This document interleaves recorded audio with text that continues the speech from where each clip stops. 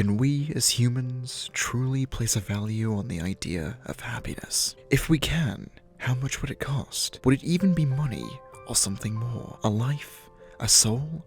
Possibly, possibly not. We still ponder the idea of this through the scope of our own mortal existence. If you were to be suddenly asked how much you believe true happiness is, what would you say? Millions? Billions? An infinite amount of money? Only you truly know the answer to this, and it is up to you to explore deeper within your heart and mind and find the honest answer for yourself. If you were to ask me, I would know the answer for certain. Probably about £7, mate. Ignoring that intro completely, JoJo's Bizarre Adventure could be one definite source of happiness, as its bravado and senseless nature make it an incredibly unique experience to be had, and one to be enjoyed by many demographics, all in their own individual way. A retelling of JoJo's differs from person to person, varying on how they wish to absorb the medium. Some enjoy their manga more than their anime adaptations, and vice versa. But the internet almost unanimously agrees that JoJo's Bizarre Adventure is a staple within modern culture, and a true source of entertainment.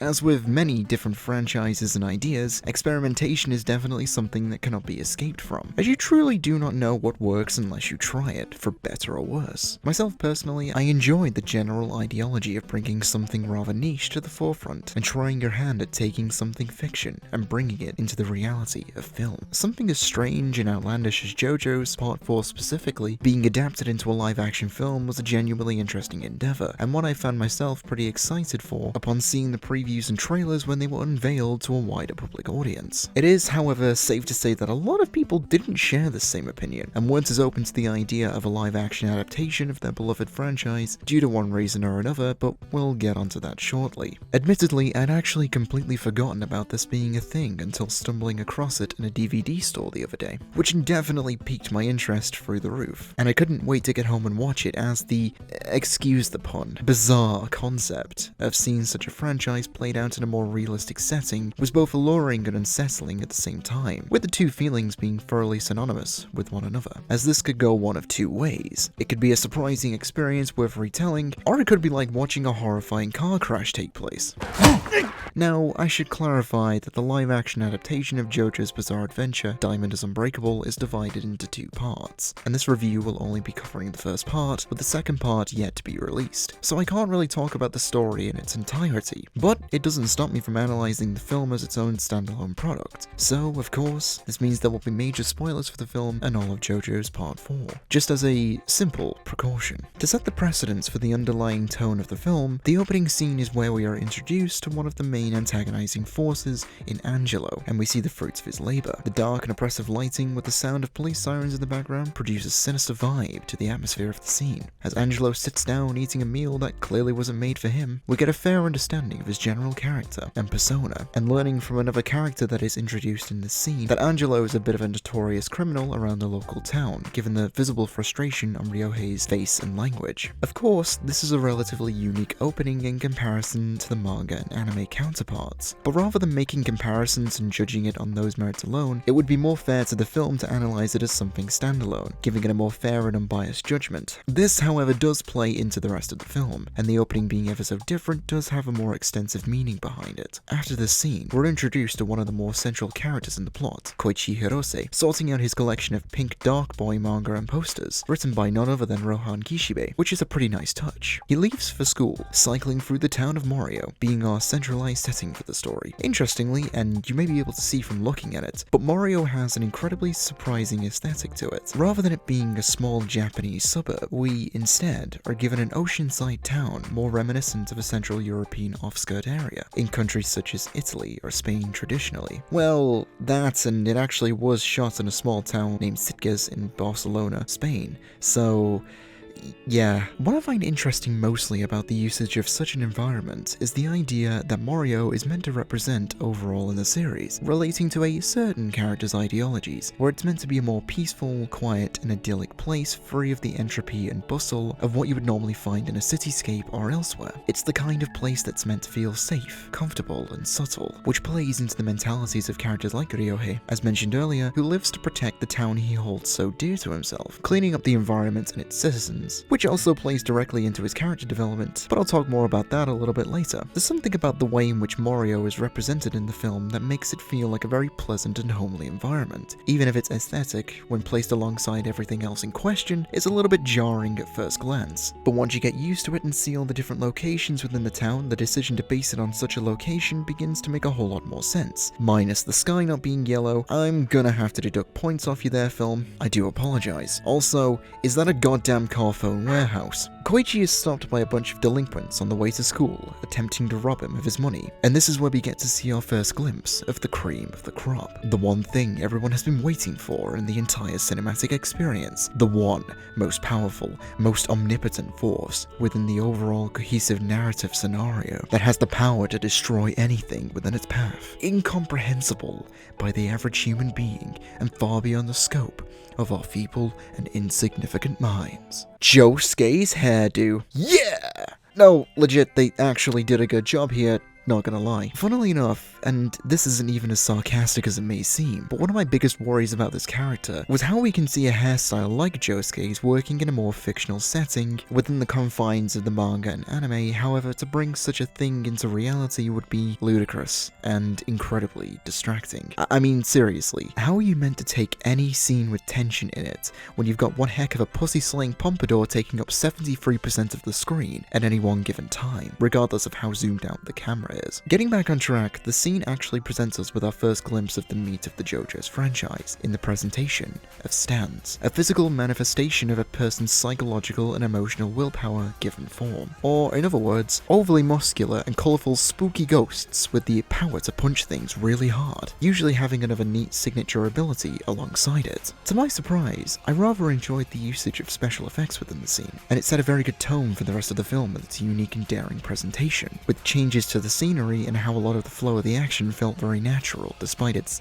nonsensical nature. Of course, you may notice a slight deviation from the original story in this adapted form, as there's a certain character missing from the scene that plays a very central role in the layout of Diamond is Unbreakable, a very muscular, strong, and manly figure of peak physical performance. The turtle, of course. Yeah, the turtle is missing from this scene. Unacceptable. On top of playing out quite differently, Jotaro Kujo does not make an appearance as of yet, which may be a little bit strange for some viewers. However, its impact on the story allows it to create a more unique experience that isn't just a rehash of a story you've already seen before. These changes only continue in the next scene, as the next character to make an appearance is Yukako Yamagishi, already entirely infatuated with Koichi to the point of unsettling obsession, making the implications of her feelings towards Koichi wholly evident, yet disturbingly sinister, which I quite enjoyed, given how the character eventually develops. There's a small interesting tidbit following her introduction, where she actually explains why Josuke is nicknamed JoJo, and I found that to be a really nice touch to the film, as it's something that makes sense in both Japanese and in English, which is cute. Much like a lot of Japanese cinema, there are two driving forces within the film that help give it a distinct and unique quality relating to its nationality, these being a very heavily character-driven plot structure, and the usage of longer, single-take scenes based heavily around characters' dialogue exchanges, with more of a slower and natural flow to conversation and setting, with single shots lasting upwards of over 2 minutes in time, in some instances, which is quite the feat in both cinematography and the professionalism of the actors playing their respective characters, and whenever a scene like this showed up, I was always pleasantly surprised, as it was an overt cinematic device, adding emphasis on its unique stylistic approach. As I mentioned, characters become the main driving force of the narrative structure, making sure to iron out and give even the most supportive characters actual meaning within context, such as Ryohei and Josuke's mother, Tomoko, who, might I add, is cast quite well, all things considered, as I think she looks strikingly similar to her anime counterpart, but that might just be me. My least favourite character in Diamond is Unbreakable was definitely Koichi when I first experienced the story, as I felt his character was bland, situational, and simply scapegoated off of other characters' actions to find his own success to the point of physical frustration, and I hate to say it, but I find this point to remain ever so strong in this telling of the story as well, as there's something off about Koichi in this film, and given how central of a protagonist Koichi is in the story as a whole, he still remains as an unnecessary blemish on the overall experience. That, and I don't know if you've heard someone try to make anime noises IRL, but, well, you know the ones I mean.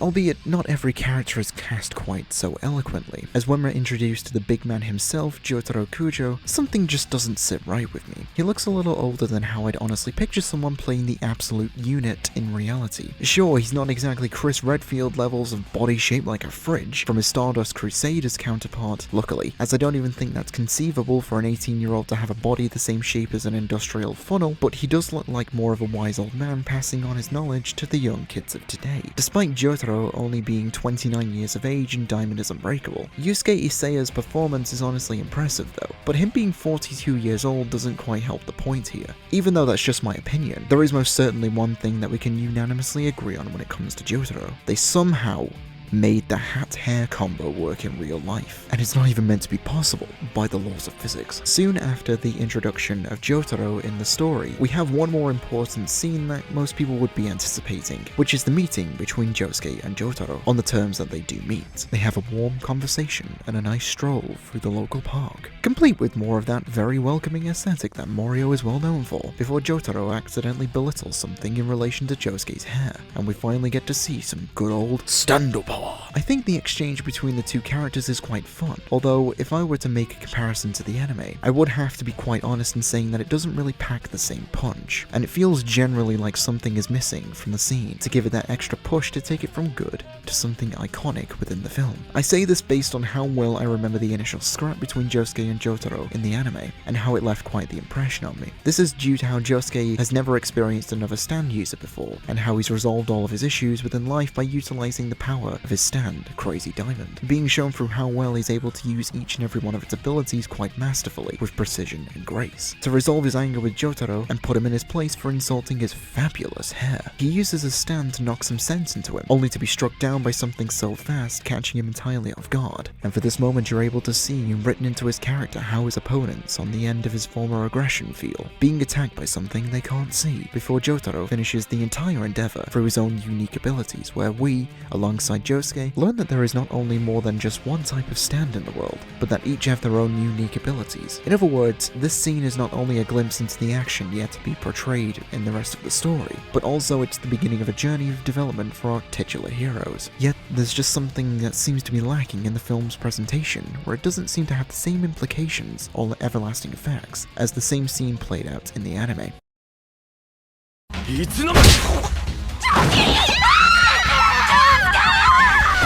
やかましい！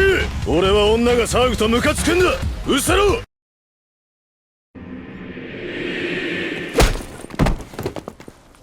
え、いつの間に？ジョジョ先輩大丈夫？やかましい！俺は女が騒ぐとムカつくんだ。 Following this is a scene I actually liked quite a bit, and it was honestly refreshing to see this level of attention to detail, tackling something that did bother me for quite some time in the anime adaptations of JoJo's. We witness the grandeur of Jotaro speaking English, and it's good. Hey, Grandpa. Josuke already witnessed a stand in this town. A crisis may be approaching this town. As he's speaking to Joseph Joestar over the phone, Jotaro speaking English in the scene is an impressive accomplishment, given how Joseph is American, and being in his older age, it makes much more sense that the scene would be presented in this way. During all of this, trouble has been brewing in Morioh, with the aforementioned antagonist Angelo and his stand, Aqua Necklace, and he sets his sights on getting his revenge against Ryohei, and due to his development up until this point, Ryohei's untimely and eventual demise has a much greater impact to it, rather than being just a platform for Josuke to develop himself from, albeit he still does develop greatly from this incident, but you feel a genuine loss at Ryohei's death, considering all he'd done in the plot, and how he only elevated the homely feel of his hometown of Morioh. Angelo attacking the Higashikata household brings forth some of the impressive usage of effects, as the intimidating presentation of Aqua Necklace, and the overall use of CG to make the stand feel like an overwhelming force to be reckoned with. We're given a clear indication the extent of Angelo's acquired abilities, and how he's able to use and manipulate the environment around him, making for a battle against the odds that backs our heroes into the corner. A damper on the scene would be the stand cries, however,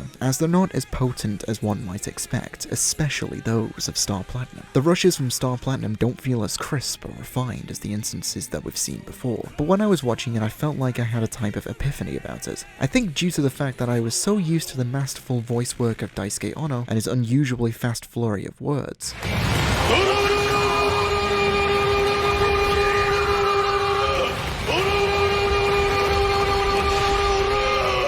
Not seeing the same thing here, being more of an amateurish recreation, felt somewhat underwhelming. Although this would be unfair to judge it on those merits alone, given the biased mentalities my tendencies give me in this instance.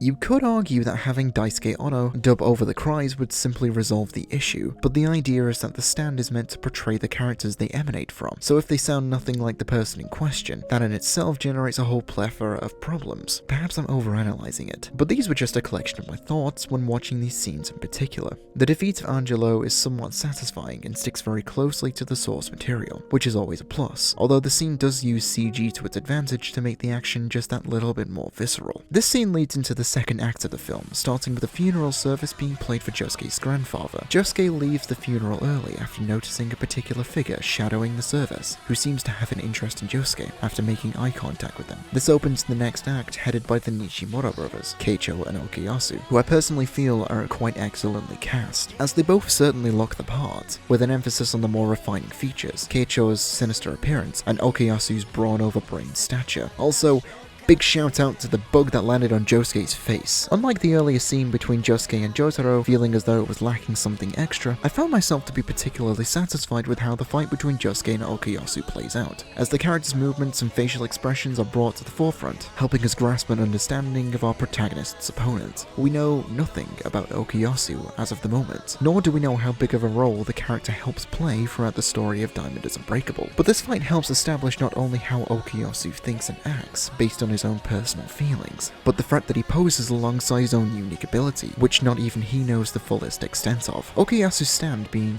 the hand, allows him to erase space with just a swipe of his right hand, and I've always thought the design of the hand was very intelligent, mainly due to its overall design. More specifically, its face is interesting, in the sense that Okuyasu is not a very smart person, a simple-minded thug who thinks with his fists, which is perfectly reflected by the hand having these strange and impractical covers over its face, giving it a type of tunnel vision, synergizing perfectly with Okuyasu's personal way of thinking. Once Josuke enters the mansion, I enjoy how the open, warm, and colourful aesthetic of Morioh fades into the distance, and we're given a dusty, decrepit, and unsettling environment, filled with the sounds of nothing but pure ambience, only emphasizing the fantastic sound design present within the narrative. There's a strange, horror-esque atmosphere present within the scene, as Josuke attempts to find Koichi within the mansion, and the alien setting flourishes forth. This is an environment well known by the enemy, and through cinematic techniques, we're presented with a scenario where we can clearly conceive a disadvantage for the protagonist. Before Josuke ascends the stairs to pursue Keicho, he heals Okuyasu's wounds, and they have a verbal exchange, and this is yet another one of those scenes that extends for a fairly long time, stretching over 2 minutes in length without a single cut, focusing heavily on the presentation and natural delivery of dialogue.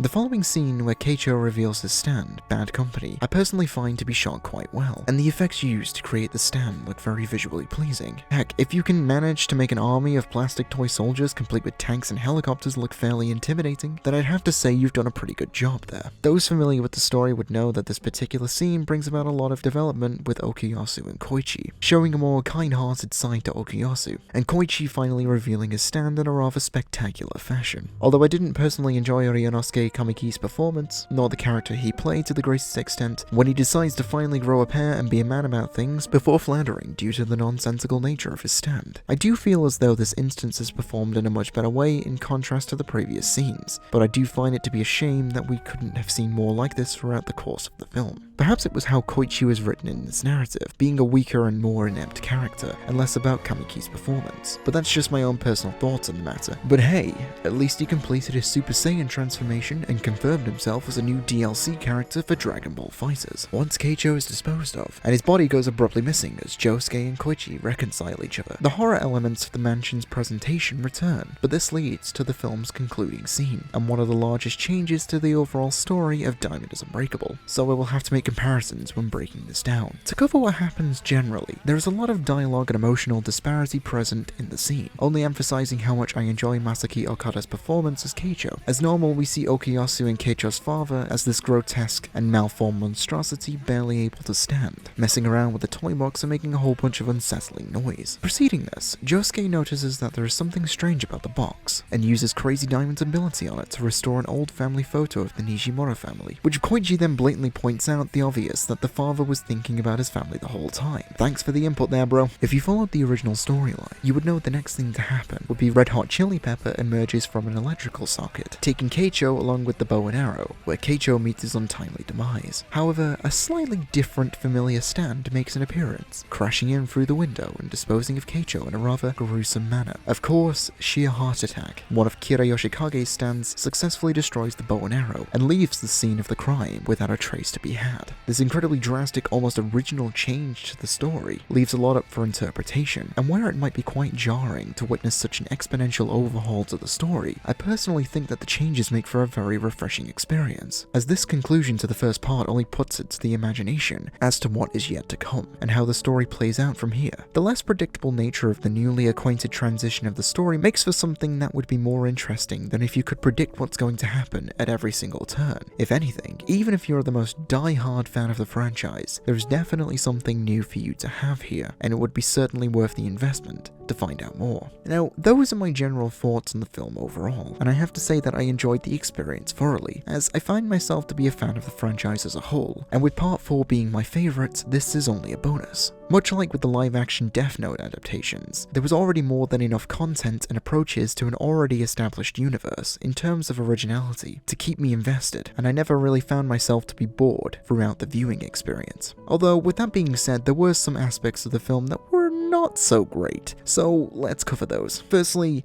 I gave my respects and compliments to the way in which special effects and CG were handled throughout the film, and where I liked a lot of the changes in art styles and how the stands were presented being the big selling points, there were some other not so great instances of special effects that looked out of place and quite amateurish. Also, a glaring issue I found was a massive sense of inconsistency with the era that the story is set in. Those of you who are familiar with the setting of Diamond is Unbreakable would know that it's set in 1999, and this is emphasized in this film by props such as vehicles and subtle features like the sink in Josuke's home, and the fact that he spends his time playing games on an SNES or Super Famicom, and even as far as the back of the DVD case stating that it's set in 1999.